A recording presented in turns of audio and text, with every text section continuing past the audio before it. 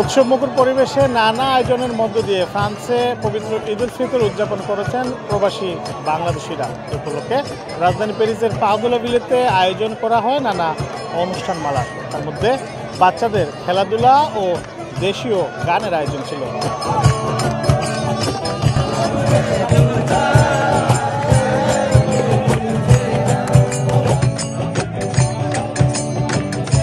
ঈদ উৎসবে অংশগ্রহণ করেন বিপুল সংখ্যক বাংলাদেশি।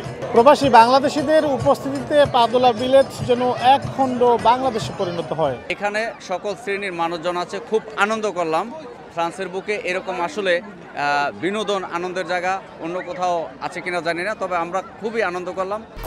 1, 2, 3 ঢাকায় জমি জিতে নিন 100% ক্যাশব্যাক সহ 20 কোটি টাকার পুরস্কার। তো ফার্স্ট টাইম ফ্যামিলির সাথে এখানে আসছি, অনেক ভালো লাগতেছে, অনেক ভালো একটা সময় স্পেন্ড করলাম। আমি প্রথমবারের মতো বাংলাদেশ থেকে ফ্রান্সে আসছি, এটা আমার প্রথম ঈদ।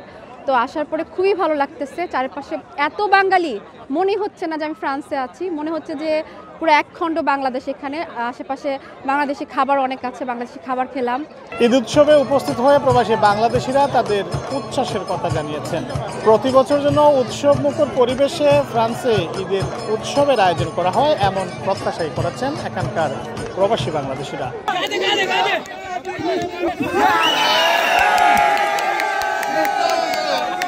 মোহাম্মদ লুৎফুর রহমান বাবু, সময় সংবাদ, প্যারিস।